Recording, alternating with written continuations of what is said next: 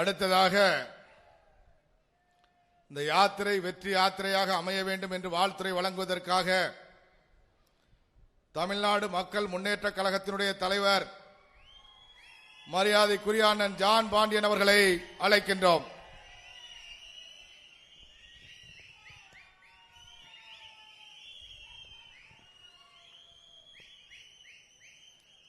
அன்புக்கு அடிமையாய், அதிகாரத்திற்கு எதிரியாய், பண்புக்கு பாசமாய், எதிர்க்கின்றவர்களுக்கு சிம்ம சொப்பனமாய், முரட்டு காளையாய், முட்டுகின்றவர்களை எதிர்நோக்கி முட்டுகின்ற காளையாய், எம்மன் நம்மன் என்று சொல்லி நடைபயணத்தை மேற்கொண்டு தமிழகம் முழுவதும் பலம் இருக்கின்ற என்னுடைய அருமை சகோதரர், மதிப்பிற்கும் மரியாதைக்கும் உரிய மாநில தலைவர் அண்ணாமலை அவர்களே, வரவேற்பு நிகழ்த்தி அமைத்திருக்கின்ற அருமை சகோதரர் கருப்பு முருகானந்தம் அவர்களே, எங்களோடு இணைந்து பணி செய்ய இருக்கின்ற என்டிஏ தலைவர்களே, பாரதிய ஜனதா கட்சியுடைய மூத்த தலைவர்களே, பெரியோர்களே, சகோதர சகோதரிகளே, நண்பர்களே, அன்பர்களே, காவல்துறை அதிகாரிகளே, காவலர்களே, உங்கள் அத்துணை பேருக்கும் தமிழக மக்கள் முன்னேற்ற கழகத்தின் சார்பிலே மாலை வணக்கத்தை சமர்ப்பிக்கிறேன். இன்றைய நாள் பொன்னாள், நன்னாள்.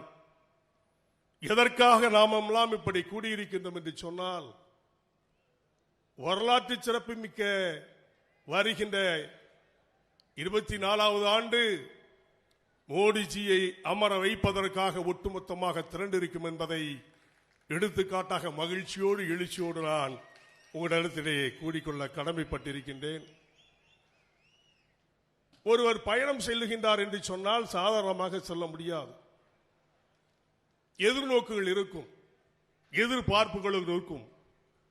அந்த எதிர்பார்ப்புகள் எல்லாம் எதிரிகளுக்கு சிம்ம சொப்பனமாக விளங்கும் என்பதை அடையாளம் காட்டுவதற்காகத்தான் இந்த ராமேஸ்வரம் மண்ணில் இருந்து புறப்பட தயாராகிக் கொண்டிருக்கின்றார்கள் நம்முடைய சகோதரர் திரு அண்ணாமலை அவர்கள் என்பதை நீங்கள் புரிந்து கொள்ள வேண்டும். எழுச்சியும் பயணமும் தமிழகத்திலே வரலாற்று சிறப்புமிக்கமாக அமையும்.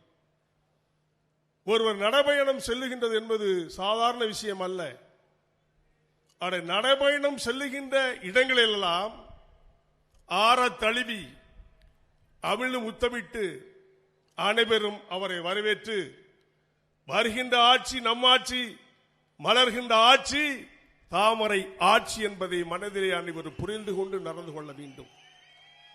மேடையிலே பேசுகின்றார்களே என்பது மட்டுமல்ல, இன்றிலிருந்து பிரச்சாரத்தையும் மேற்கொள்ள வேண்டும் என்று சொல்லி அன்பார்ந்த உயிர் சமுதாயமான தாமரை சமுதாயத்திற்கு என்னுடைய வேண்டுகோளையும் வைக்கின்றோம்.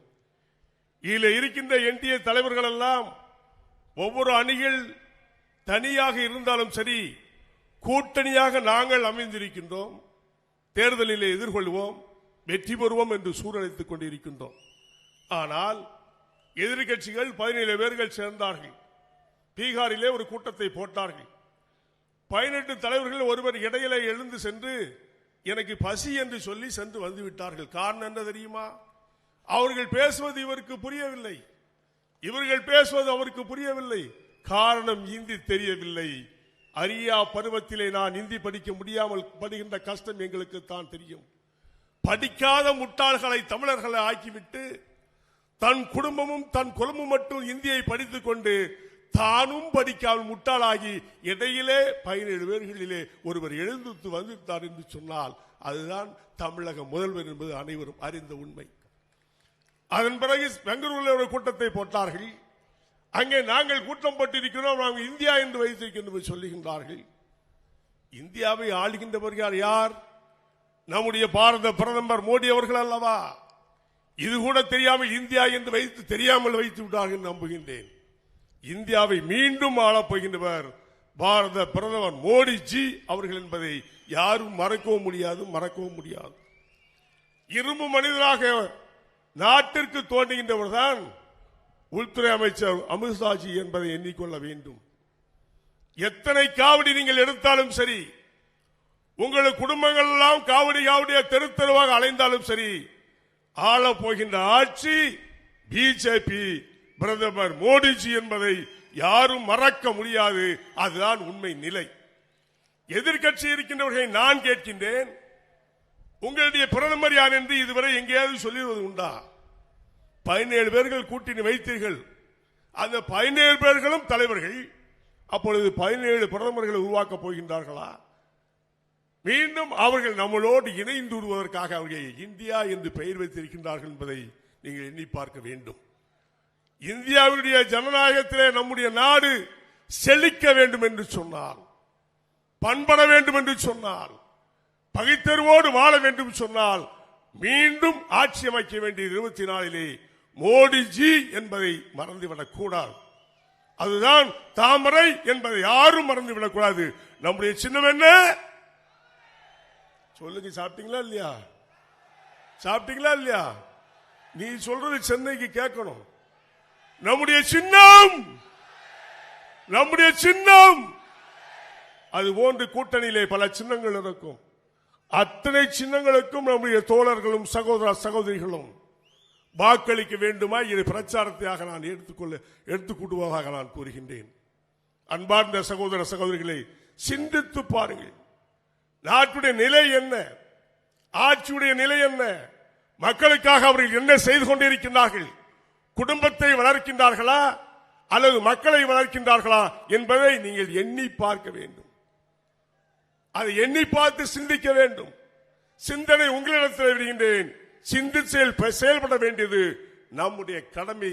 அன்பார்ந்த சகோதரர்களே, எங்கு பார்த்தாலும் மோடிஜி அவர்கள் சொல்லுவார்கள், பாரத் மாதா கி ஜெய் ஜெய் என்று சொல்வதை கூட அவர்கள் கேலி செய்வார்கள். நாங்கள் சொல்கின்றோம், பாரத் மாதா கி ஜெய் என்பதுதான் வெற்றி பெறும். நீங்கள் எங்கள் பின்னால் இருப்பீர்களே தவிர உங்கள் பின்னால் நாங்கள் இருக்க மாட்டோம் என்பதை இந்த நல்ல நேரத்தில் சொல்லிக்கொண்டு, நீங்களும் மகிழ்ச்சியாக சொல்லலாமே, நம் பாரத் மாதா கி ஜெய் என்று. பாரத் மாதா, பாரத் மாதா. இந்த ஒலி தமிழகம் முழுவதும் பரவ வேண்டும். தாமரை மலர வேண்டும். ஆட்சி பீடத்திலே அமர வேண்டும். நம்முடைய நடைபயணம் வெற்றி பெற வேண்டும். நம்முடைய இளம் காலை, முரட்டு காலை, அடங்காத காலை, அடக்க முடியாத காலை, நம்முடைய சகோதரர் அண்ணாமலை அவர்களுடைய நடைபயணம் வெற்றி பெற தமிழக மக்கள் முன்னேற்ற கழகத்தின் சார்பில் வாழ்த்துகிறேன், வணங்குகிறேன். நன்றி, வணக்கம்.